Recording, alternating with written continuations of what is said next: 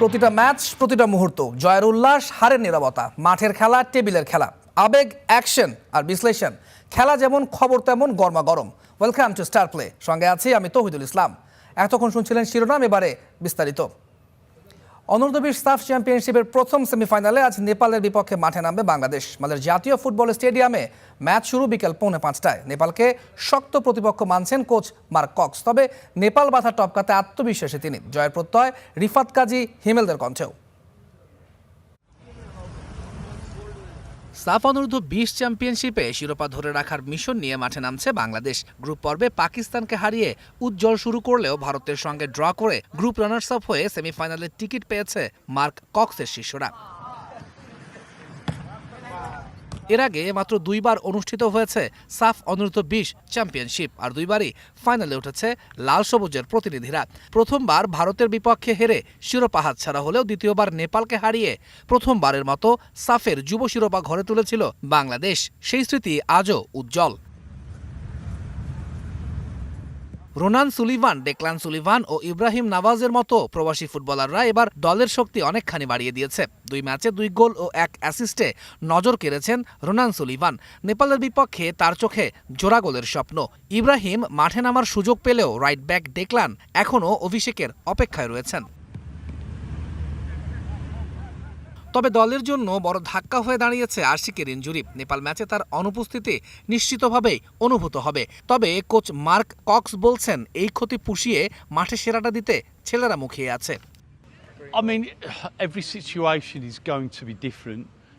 দলের প্রত্যেকটা সদস্যের প্রতি আমার বিশ্বাস আছে। তারা সবাই যোগ্য হিসেবেই জায়গা পেয়েছে।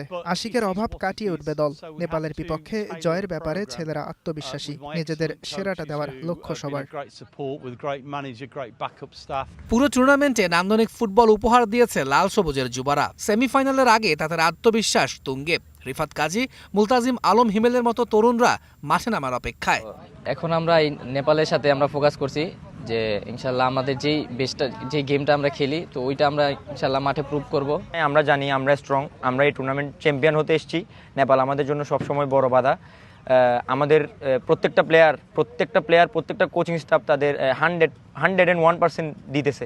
মালের জাতীয় স্টেডিয়ামে রেফারির হুইসাল বাজলে শুধু একটা ফুটবল ম্যাচ শুরু হবে না, শুরু হবে লাল সবুজের হৃদয়ের গভীর লড়াই। নেপালকে হারাতে পারলে বাংলাদেশ অনূর্ধ্ব-20 এই সবকটি আসরেই ফাইনাল খেলার কীর্তি গড়বে, আর সেখানে অপেক্ষা করবে দ্বিতীয় সেমিফাইনালের জয়ী দল। তৌহিদুল ইসলাম, স্টার নিউজ। অনূর্ধ্ব-20 এএফসি নারী এশিয়ান কাপে বাংলাদেশের মিশন শুরু হচ্ছে আজ। আসরের উদ্বোধনী দিনেই বাঘিনীদের প্রতিপক্ষ হোস্ট থাইল্যান্ড। ম্যাচ শুরু বাংলাদেশ সময় সন্ধ্যা 7টায়। অবাস্তব কোনো আশ্বাস না দিয়ে কোচ পিটার বাটলার বললেন, মাঠে অন্তত প্রতিদ্বন্দ্বিতামূলক ফুটবল খেলতে চায় তার দল। পাশাপাশি সাফের সাথে এএফসির পার্থক্যটাও মনে করে দিয়েছেন পিটার বাটলার। ইতিহাসের দ্বারপ্রান্তে বাংলাদেশ অনূর্ধ্ব-20 দলের মেয়েরা অপেক্ষার অবসান ঘটিয়ে প্রথমবারের মতো তারা নামছে এএফসি অনূর্ধ্ব-20 নারী চ্যাম্পিয়নশিপের মঞ্চে। টুর্নামেন্টের উদ্বোধনী দিনে আফইদাদের প্রতিপক্ষ হোস্ট থাইল্যান্ড। আগের 11টি আসরে বাংলাদেশের নাম ছিল না, এবারই প্রথম। স্বাগতিক থাইল্যান্ড প্রায় 7 বছর পর এই বয়সভিত্তিক এশিয়ান কাপে ফিরেছে। 2004 সালে চতুর্থ হলেও এরপর আর গ্রুপ পর্ব পেরোতে পারেনি তারা। ফিফা র্যাঙ্কিংয়ে থাই মেয়েরা 52 নম্বরে, বাংলাদেশের অবস্থান 113তম। সংখ্যায় প্রতিপক্ষ এগিয়ে থাকলেও মাঠের লড়াইয়ের জন্য প্রস্তুত বাংলাদেশের মেয়েরাও। আমরা সিনিয়র এশিয়ান কাপে খেলেছি অনেক তরুণ খেলোয়াড় দলে। অনেকের জন্যই এটা প্রথম অভিজ্ঞতা। এখানে পৌঁছাতে তারা কঠোর পরিশ্রম করেছে। এটি মেয়েদের জন্য একটি চমৎকার অভিজ্ঞতা হবে। সম্মানজনক এই আসর থেকে অনেক কিছুই অর্জন করতে চাই। গত 20 মার্চ থাইল্যান্ডের উদ্দেশ্যে দেশ ছাড়ার পর থেকেই পিটার বাটলারের অধীনে নিবিড় অনুশীলন চলছে। ভারত ও জর্ডানের বিপক্ষে 2টি প্রস্তুতি ম্যাচও খেলেছে দল। শেষ দিনের অনুশীলনেও আলাদাভাবে কাজ করা হয়েছে সেট পিস নিয়ে। সব মিলিয়ে শিষ্যদের সেরাটা দেওয়ার বার্তা পিটার বাটলারের। সবসময় মেয়েদের বলি নিজেদের সেরাটা দেওয়ার জন্য, নিজেদের স্বকীয়তা বজায় রাখার জন্য। আর সবচেয়ে গুরুত্বপূর্ণ হলো এটি এএফসি সাফ চ্যাম্পিয়নশিপ থেকে সম্পূর্ণ আলাদা। এখানে ভালো করতে হলে সামর্থ্যের সবটুকু উজাড় করে দেওয়ার বিকল্প নেই। টুর্নামেন্টে অবাস্তব স্বপ্ন দেখছেন না বাটলার, বললেন মাঠে প্রতিদ্বন্দ্বিতামূলক পারফর্ম করাই মুখ্য। এএফসিতে খেলতে পারাটা আনন্দের। আশা করছি মেয়েরা তাদের সামর্থ্যের প্রমাণ দেবে। মাঠে প্রতিদ্বন্দ্বিতামূলক ফুটবল খেলবে। প্রথমবার অংশ নিয়েই জাতীয় দল দারুণ করেছে, এটা আত্মবিশ্বাস যোগাবে। এই টুর্নামেন্টে বাংলাদেশের মেয়েরা শুধু অংশগ্রহণ করতে যাচ্ছে তা নয়, তারা একটা নতুন অধ্যায়ের সূচনা করতে চায়। অধিনায়ক আফিদা থেকে শুরু করে তরুণ প্রীতি সবাই একসঙ্গে লড়াইয়ের জন্য প্রস্তুত। তৌহিদুল ইসলাম, স্টার নিউজ। এশিয়ান কাপ বাছাইয়ে হার, তবুও আশার আলো দেখাচ্ছেন হামজা চৌধুরী। দলে চিরচরিত নাম্বার 9 না থাকাতেই ভুগছে বাংলাদেশ দল। সহজ গোল করতে না পারার আক্ষেপ পুড়ছেন শেখ মুরসালিন। সিঙ্গাপুর থেকে আরও জানাচ্ছেন মুশফিকুর রহমান। এশিয়ান কাপ বাছাই পর্বের মিশনে শেষ ম্যাচ বাংলাদেশের। সিঙ্গাপুরের 55,000 ধারণ ক্ষমতার জাতীয় স্টেডিয়ামে হাজির 30,000-এরও বেশি দর্শক। ফলাফল হতাশার হলেও বাংলাদেশের পারফরম্যান্সে ছিল লড়াইয়ের ছাপ। পুরো ম্যাচে একাধিক সুযোগ তৈরি করেও গোলের দেখা পায়নি ফাহিম মুরসালিনরা। সেকেন্ড হাফে আমরা অনেকগুলো অ্যাটাক করছি। লাস্টে একটা বল মিরাজের কানেক্ট করছে, হামজা ভাই ক্রস করলো, ওইটাও পোস্টে লেগে গেছে। মানে আমরা অনেক চান্স ক্রিয়েট করছি, কিন্তু আলটিমেটলি আসলে ব্যাড লাক বলবো। সামান্য ফিনিশিং ঘাটতি যেন গড়ে দিয়েছে জয় পরাজয়ের বড় ব্যবধান। 90 মিনিটে স্বাগতিকদের জালে একবার বল জড়াতে পারলেই বদলে যেত ম্যাচের চিত্র।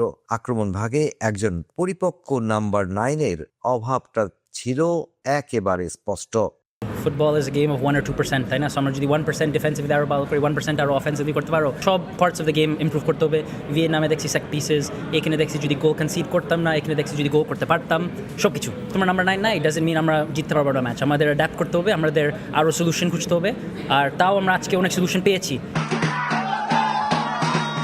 ম্যাচ হারলেও দলের পারফরম্যান্সে খুশি দর্শকরা। গ্যালারিতে ছিল প্রবাসী বাংলাদেশিদের অকুণ্ঠ সমর্থন। হাসি মুখেই ফিরেছেন সবাই। ফলাফল না এলেও দলের উন্নতির ধারাটা স্পষ্ট। তরুণদের নিয়ে গড়ে ওঠা এই দল ভবিষ্যতের জন্য যোগাচ্ছে আশার আলো। We worked hard all week, and inshallah, like I said, the final pieces will come. But I think if you can see what I can see in the year that I've been here, look at the difference in the team, the football আমরা খেলতেছি। এই দলটাই বলে দিচ্ছে বাংলাদেশের ফুটবলের সামনে অপেক্ষা করছে সম্ভাবনাময় এক ভবিষ্যৎ। কঠিন বাস্তবতা আর আশার মিশেলে সেই সম্ভাবনার পথে এগিয়ে যাবার এখনই সময়। সিঙ্গাপুরের বিপক্ষে 1-0 গোলের হার দিয়ে এশিয়ান কাপের বাছাই মিশনটা শেষ করলো বাংলাদেশ। হামজা সমিতরা বলছেন, এই আসর থেকে বাংলাদেশ যে শুধু হারিয়েছে তেমনটি নয়, বরং উল্টো চিত্র রয়েছে। প্রতিটি ম্যাচ থেকে কোনো না কোনো ভুল, আর কোনো না কোনো ভুল থেকে নতুন কোনো শিক্ষা, আর সেই শিক্ষার ফলটা পাওয়া গেছে পরের ম্যাচে। তাই এখন নতুন করে আবারও স্বপ্ন দেখছেন হামজা সমিতরা এশিয়ার বড় মঞ্চে ভালো করার। আর সেই জায়গায় হতাশ না হতে পরামর্শ তাদের। Mushfiqur Rahman, star news, Singapore জাতীয় স্টেডিয়াম, সিঙ্গাপুর। এশিয়ান কাপের বাছাই পর্বের মিশন শেষে ঢাকার উদ্দেশ্যে বিমানবন্দরের পথে জাতীয় ফুটবল দল। সিঙ্গাপুর টিম হোটেল থেকে স্থানীয় সময় দুপুর 12টা নাগাদ রওনা দেন ফুটবলাররা। স্বাগতিকদের বিপক্ষে প্রতিদ্বন্দ্বিতাপূর্ণ এক ম্যাচে 1-0 গোলে হেরেছে হামজা সমিতরা। হোটেল ত্যাগের আগে গণমাধ্যমকে দলের ম্যানেজার জানিয়েছেন, এই মিশনের ভুল ত্রুটিগুলো খতিয়ে দেখা হবে। বিশ্লেষণ শেষে করণীয় বিষয়ে সিদ্ধান্ত নেবে ম্যানেজমেন্ট। গতরাতে তারিক কাজী ফিরে গেছেন ফিনল্যান্ডে। অন্যদিকে ভোরবেলা ইংল্যান্ডের উদ্দেশ্যে সিঙ্গাপুর ছেড়েছেন হামজা চৌধুরী। সিঙ্গাপুর সময় দুপুর 3:30টায় বিমান বাংলাদেশের একটা ফ্লাইটে ঢাকায় আসবে জাতীয় ফুটবল দল। বাংলাদেশ সময় সন্ধ্যা 6টায় ঢাকায় পৌঁছাবার কথা রয়েছে তাদের।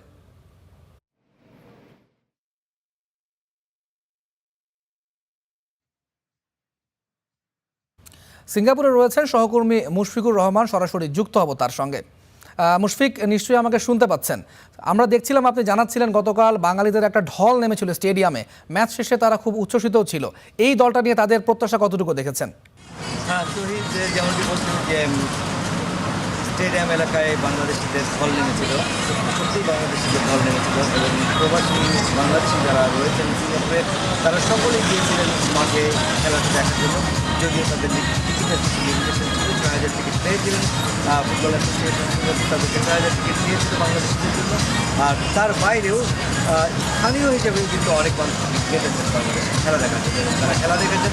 যদিও ম্যাচটা বাংলাদেশ হেরেছে, তারপরেও সেই ম্যাচটা নিয়ে কিন্তু বাংলাদেশের পারফরমেন্স নিয়ে কিন্তু দর্শকদের প্রাণ খোলা আনন্দ ছিল এবং প্রত্যেকটা দর্শক কিন্তু বাংলাদেশের এই খেলাটাকে অত্যন্ত কেমনভাবে নিয়েছেন পর্যায়টাকে এবং বাংলাদেশের এই যে পারফরমেন্স সেই পারফরমেন্সকে তারা স্বাগত জানায় এবং তারা বলছেন যে ভালো খেলছেন বিষয়গুলি ফুটবল ফেডারেশনের কাছে তারা আহ্বান জানিয়েছেন।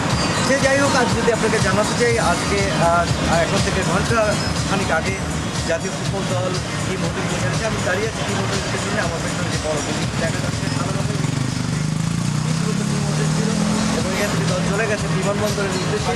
বিমানবন্দর থেকে বাংলাদেশ বিমানের একটি ফ্লাইটে কিন্তু আজকে ঢাকায় ফিরে যাচ্ছে জাতীয় ফুটবল দল। তবে হামজা চৌধুরী মুশফিক, আপনাকে ধন্যবাদ। আপনি থাকুন সেখানে, নিশ্চয়ই পরবর্তীতে আপনার সঙ্গে আবার যোগাযোগ করব আমরা। টানা তৃতীয়বার বিশ্বকাপ খেলার যোগ্যতা অর্জন করতে পারল না ইতালি। বসনিয়া ও হার্জেগোভিনার মাঠে টাই ব্রেকারে ৪-১ ব্যবধানে হেরে গেছে আজুরিরা। সম্ভাব্য শেষ বিশ্বকাপে খেলার সুযোগ হলো না লেভানডভস্কির। সুইডেনের কাছে হেরে বিশ্বকাপ থেকে ছিটকে গেছে পোল্যান্ড। ২৪ বছর পর তুরস্ক আর ২০ বছর পর বিশ্বকাপে জায়গা পেয়েছে চেক রিপাবলিক। বিশ্বের সব ফুটবল ফ্যানদের নজর জেনিকায় বিলিনো পোলেজ স্টেডিয়ামে। ৪ বারের বিশ্ব চ্যাম্পিয়ন ইতালি এবার খেলতে পারবে কি বিশ্বকাপ? আজুরিদের জয়ের অপেক্ষায় থাকা ফ্যানরা শেষ পর্যন্ত হয়েছেন হতাশ। টানা তৃতীয়বার বিশ্বকাপের বাছাই পর্ব থেকে বিদায় নিতে হলো ৪ বারের বিশ্ব চ্যাম্পিয়নদের। বিশ্বকাপে জায়গা পাওয়ার লড়াইয়ে ম্যাচের মাত্র ১৫ মিনিটেই এগিয়ে যায় ইতালি। নিকোলো বারেল্লার অ্যাসিস্টে স্কোরশিটে নাম তোলেন ময়েস্কিন। ইতালি বড় ধাক্কা খায় ম্যাচের ৪১ মিনিটে। প্রায় নিশ্চিত গোল বাঁচাতে গিয়ে মেমিককে ফাউল করেন Alessandro Bastoni. Inter Milan centre back লাল কার্ড দেখে মাঠ ছাড়লে ১০ জনের দলে পরিণত হয় ইতালি। ৭৯ মিনিটে হারিস তাবাকুভসের গোলে সমতায় ফেরে বসনিয়া ও হার্জেগোভিনা। নির্ধারিত সময় ও অতিরিক্ত সময়ের ৩০ মিনিট এই সমতাতেই শেষ হয়। ফলাফল নির্ধারণে ম্যাচ গড়ায় টাই ব্রেকারে। পেনাল্টি শুট আউটে ইতালির প্রথম শট উড়িয়ে মারেন এসপোসিতো। তৃতীয় শট ক্রসবারে লাগান বায়ার্ন। বসনিয়ার প্রথম ৪ শটে সবাই জালের দেখা পায়। ৪-১ ব্যবধানে জিতে ১২ বছর পর বিশ্বকাপে জায়গা পায় বসনিয়া। এর আগে তারা সবশেষ বিশ্বকাপ খেলেছিল ২০১৪ সালে। টানা ৩ বিশ্বকাপে কোয়ালিফাই করতে ব্যর্থ ইতালি। বিশ্ব চ্যাম্পিয়নদের মধ্যে তারাই প্রথম দেশ যারা অংশ নিতে পারল না টানা ৩টি বিশ্বকাপ। ২৪ বছর পর বিশ্বকাপে জায়গা করে নিয়েছে তুরস্ক। প্রেস্টিনায় প্লে অফ ফাইনালে স্বাগতিক কসোভোকে ১-০ গোলে হারিয়েছে টার্কিশরা। ম্যাচের একমাত্র গোলটি করেন আক্তার কোগলু। এর আগে সবশেষ ২০০২ বিশ্বকাপে সেমিফাইনাল খেলেছিল তুরস্ক। নিজের সম্ভাব্য শেষ বিশ্বকাপ খেলা হলো না রবার্ট লেভানডস্কির। সুইডেনের কাছে ৩-২ গোলে হেরে বিশ্বকাপ থেকে ছিটকে গেছে পোল্যান্ড। ২০ বছর পর বিশ্বকাপে জায়গা পেয়েছে চেক প্রজাতন্ত্র। ডেনমার্ককে প্লে অফ ফাইনালে ৩-২ গোলে হারিয়েছে তারা। ইয়াসির আরাফাত সবুজ, স্টার নিউজ। ২০২৬ ফিফা বিশ্বকাপের আগে ঘরের মাঠে শেষ প্রস্তুতি ম্যাচে বড় জয় পেয়েছে বর্তমান চ্যাম্পিয়ন আর্জেন্টিনা। বুয়েনোস এইরেসে জাম্বিয়াকে ৫-০ গোলে হারিয়েছে আলবিসেলেস্তারা। অপর প্রীতি ম্যাচে ক্রোয়েশিয়াকে ৩-১ গোলে হারিয়েছে ব্রাজিল। ২০২৬ বিশ্বকাপে কি খেলবেন লিওনেল মেসি, নাকি তার আগে তুলে রাখবেন জাতীয় দলের জার্সি? এমন প্রশ্নই এখন ঘুরপাক খাচ্ছে ফুটবল ফ্যানদের মনে। ফুটবলের এই ক্ষুদে জাদুকর বিশ্বকাপে খেলুক আর না খেলুক প্রস্তুতিটা সেরেছেন ভালোভাবেই। মৌরিতানিয়ার বিপক্ষে শুরুর একাদশে না থাকলেও বিশ্বকাপের আগে ঘরের মাঠে শেষ প্রীতি ম্যাচে জাম্বিয়ার বিপক্ষে শুরুর একাদশে ছিলেন লিওনেল মেসি।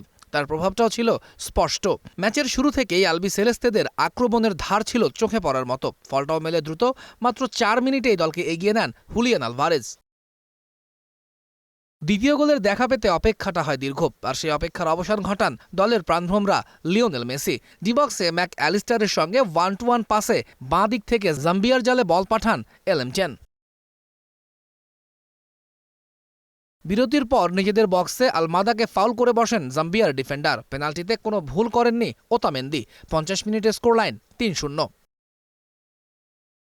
চতুর্থ গোলটা আত্মঘাতী। আলমাদার ক্রস থামাতে গিয়ে নিজের জালেই বল পাঠিয়ে দেন ডিফেন্ডার ডমিনিক চান্ডাপ। আর যোগ করার সময়ে ভ্যালেন্টিন বার্কো করেন ম্যাচের শেষ গোল। বড় জয় নিয়ে মাঠ ছাড়ে এমন আর্জেন্টিনা। ঘুরপাক বিশ্বকাপের প্রস্তুতিটা ভালোভাবে সারছে ব্রাজিলও। বিশ্বকাপের চূড়ান্ত স্কোয়াড ঘোষণার আগে অরল্যান্ডোর ক্যাম্পিং স্টেডিয়ামে শেষ প্রীতি ম্যাচে ক্রোয়েশিয়াকে হারিয়েছে আনচেলত্তির দল। ফ্রান্সের বিপক্ষে হারের একাদশে 6টি পরিবর্তন আনেন ব্রাজিল কোচ আনচেলত্তি। তাতে আক্রমণের ধার বাড়লেও প্রথম গোলের জন্য অপেক্ষা করতে হয় প্রথমার্ধের শেষ পর্যন্ত। ভিনিসিয়াস জুনিয়রের পাস থেকে ডেডলক ভাঙেন দানিলো।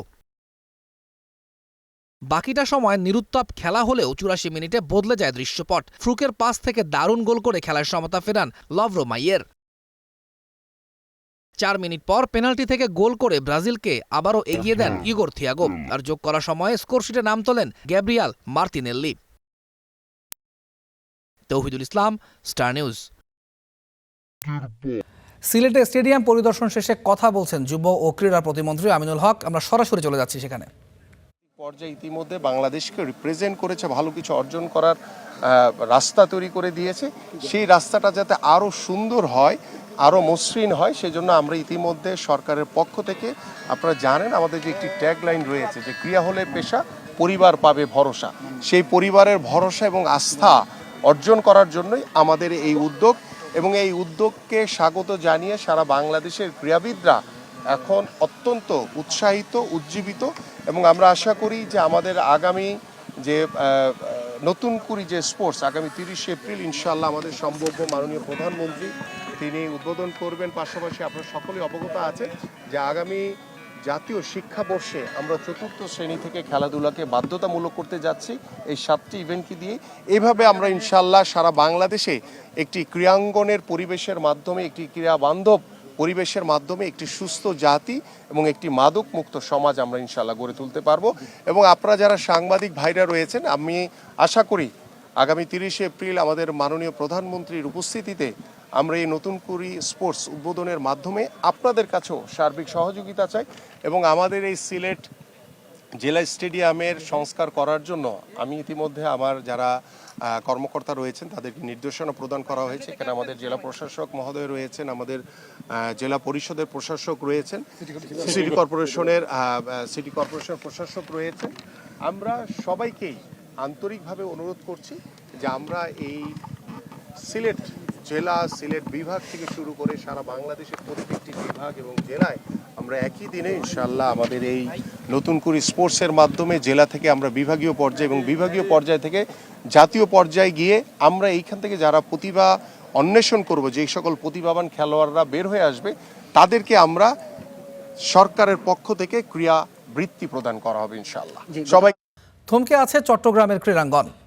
জেলা ক্রীড়া সংস্থার কমিটি না থাকায় দেখা দিয়েছে প্রশাসনিক জটিলতা। এ বিষয়ে কথা বলতে যুক্ত হব সাবেক ক্রীড়াবিদ ও সিজেকেএস ক্লাব সমিতির উপদেষ্টা মোহাম্মদ হাফিজুর রহমানের সাথে। হাফিজুর রহমান, নিশ্চয়ই আমাকে শুনতে পাচ্ছেন আপনি। চট্টগ্রামে বর্তমানে খেলাগুলো বন্ধ রয়েছে, মাঠ থাকলেও সেই মাঠগুলোতে এখন পর্যন্ত খেলা নেই। জেলা ক্রীড়া সংস্থার কমিটিগুলো না থাকায় বেশ কিছু জটিলতা তৈরি হয়েছে বলে আমরা জানতে পেরেছি। এই খেলাগুলো মাঠে আসলে কবে নাগাদ গড়াতে পারে, কোন প্রক্রিয়ায় এই খেলা মাঠে গড়ানোর কোন প্রক্রিয়াতে আসলে আগাতে পারে বিষয়গুলো? আমি মোহাম্মদ হাফিজুর রহমান, সাবেক ফুটবলার সহ অন্যান্য খেলাধুলাতে করতাম এবং সিজিকেএসের জেনারেল সেক্রেটারি ছিলাম, সহসভাপতি ছিলাম। বর্তমানে আমাদের যে অ্যাডক কমিটি হওয়ার পরে আমাদের চট্টগ্রাম জেলা ক্রীড়া সংস্থার কোনো নির্বাচিত কমিটি নেই। আমরা যে ক্লাব সমিতি করেছি, সেই ক্লাব সমিতির চট্টগ্রাম জেলা সিজিকেএস ক্লাব সমিতির আমি এখন উপদেষ্টা হিসেবে দায়িত্ব পালন করছি। আপনি বলছেন যে চট্টগ্রামের খেলাধুলার বর্তমানে কী অবস্থা। আমরা 2024-এর নতুন কমিটি গঠিত হওয়ার পর নির্বাচনের মাধ্যমে আমরা ফুটবল লিগ শুরু করার জন্য সব কিছু প্রস্তুত ছিল। 7 তারিখ জুলাইয়ের 7 তারিখ আমাদের খেলা শুরু হওয়ার কথা ছিল, কিন্তু 5 তারিখেই দেশে পট পরিবর্তনের কারণে সেই খেলা শুরু করতে আমরা পারিনি বিভিন্ন কারণে। এর পরেই আমাদের যে চট্টগ্রাম জেলা ক্রীড়া সংস্থার যে নির্বাচিত কমিটি ছিল, সেই কমিটি সারা বাংলাদেশে যে বিভাগ, জেলা, উপজেলা সহ অন্যান্য যে ক্রীড়া সংগঠনগুলো ছিল জাতীয়ভাবে, সেগুলি ভেঙে দিয়ে অ্যাডক কমিটি গঠন করা হয়। কিন্তু অ্যাডক কমিটি গত এই যে নির্বাচন 12 ফেব্রুয়ারি নির্বাচন হওয়ার আগ পর্যন্ত চট্টগ্রাম জেলা ক্রীড়া সংস্থাতে কোনো খেলাধুলার আয়োজন করেনি। অর্থাৎ 20 মাস, প্রায় 18-19 মাস চট্টগ্রামের যে কোনো খেলাধুলা 16টি উপজেলা এবং চট্টগ্রাম জেলা ক্রীড়া সংস্থাতে কোনো খেলাধুলা আয়োজন হয়নি, এবং এতে আমাদের সংগঠক ক্রীড়াবিদরা অসম্ভব ক্ষতিগ্রস্ত হয়েছে বলে আমি হাফিজুর রহমান, ধন্যবাদ আপনাকে আমাদের সঙ্গে যুক্ত হওয়ার জন্য এবং বর্তমান পরিস্থিতি জানার জন্য। আমাদের সঙ্গে যুক্ত ছিলেন চট্টগ্রাম থেকে জনাব হাফিজুর রহমান। তিনি জানাচ্ছিলেন বর্তমানে চট্টগ্রামের খেলাধুলা কেন স্থবির অবস্থা চলছে। আজকে খেলাও থামবে না, খবর থামবে না।